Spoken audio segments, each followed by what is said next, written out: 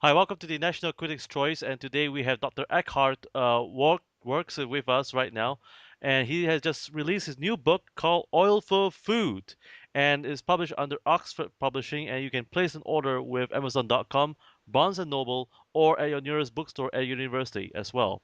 And if they don't have it, please tell them that you need to place an order of this copy by Dr. Eckart Works. Oil for Food, the Global Food Crisis plus the Middle East. Dr. Eckhart, please tell us, why do you see the urgency to publish such a material today, and why this issue has to be addressed urgently?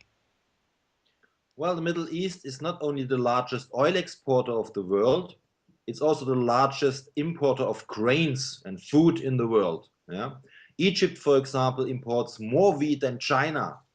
So you can imagine these countries, they were shocked in 2008 when we had the global food crisis and food prices were skyrocketing. And worse even, some food exporters like Russia or Argentina or Vietnam were announcing export restrictions. Yes, so they are very concerned about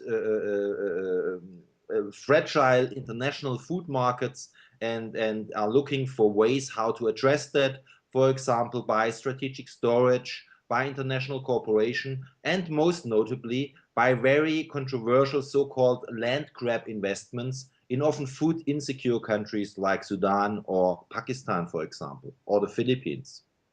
Now, about the issue right now in Egypt, there's an uprising going on. How would this affect the present policies? Do you think there will be some changes the way oil for food be distributed among the Egyptians? Well, I mean, let's put it like that. The book focuses on the Gulf countries, yeah, which are the most oil-rich countries in the region. Yes, so they have very specific factor endowments, but it tells the story of food security in the Middle East and in a wider regional context. And of course, there Egypt plays a large role. Egypt itself used to be an oil exporter, but has turned into an oil net importer at the end of the 2000s. So you can imagine how difficult for this country it will be in the future to finance food imports. Yeah? And we see it already right now over the last year that the government had problems financing the food imports, yeah? And also the food subsidies that it is meting out to the population. And as a result, tried to inflate statistics and production figures about the domestic wheat harvest to kind of escape or in order to avoid telling the people the whole truth about the critical situation. So going ahead, it's a challenge for the Egyptian government, and at the same time, it is under pressure to cut subsidies for fuel, but also for food. And this might affect parts of especially the poorer parts of the population. Now, about the food prices as well as resources, do you foresee in the next 12 months or so there'll be an increase of food prices and resources? And if that is so, how will the government in the Gulf able to sustain? Can they continue to subsidize, and will it be sustainable on the long term? Well, the Gulf countries, they can continue to subsidize food. Yeah, they have deep pockets. Oil prices continue to be high, despite the shale revolution in the US. So budgets are comfortably financed in the Gulf countries. In countries like Yemen, like Egypt, like Syria, of course, that's a different story, especially if a violent conflict basically adds the equation or comes to the equation like in Syria. Um, how will global food prices develop over the coming years? I don't have a crystal ball in front of me. I don't know, frankly speaking. But generally, the situation looks better this year than last year when we had these severe droughts in the US. This year, harvests have been pretty good in major exporter nations. From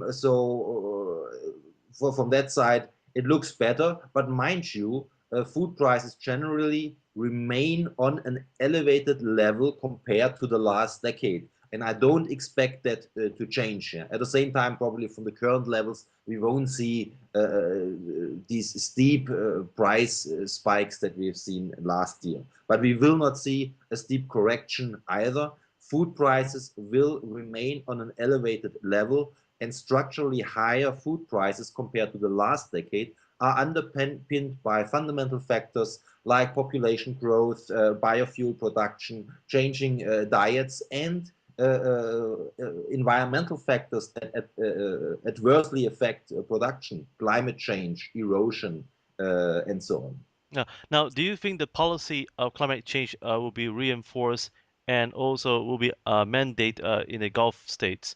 Uh, and do you think that the Gulf states will continue to admit that they're running out of oil?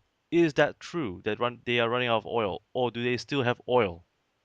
Yes, they have oil. They're not running out of it. They are still the most important oil exporter. Smaller producers like Bahrain and Oman, their oil production has peaked. But the large producer nations like Abu Dhabi, like Saudi Arabia, like Kuwait, like Qatar, there is no peak in sight so far. Hmm. Well, folks, please do get hold of Dr. Eckart Woertz' new book, Oil for Food, which is the global food crisis plus the Middle East, and it's been reinstated right now at all bookstores published by Oxford Publishing at the nearest bookstore, or you can place an order with Amazon.com, Barnes and Noble, and if you don't have a copy, please tell them that you need one. Once again, I'm Robin Steinberg. Thank you for joining me with Dr. Eckart Woertz. And Dr. Eckart, thank you so much for joining me.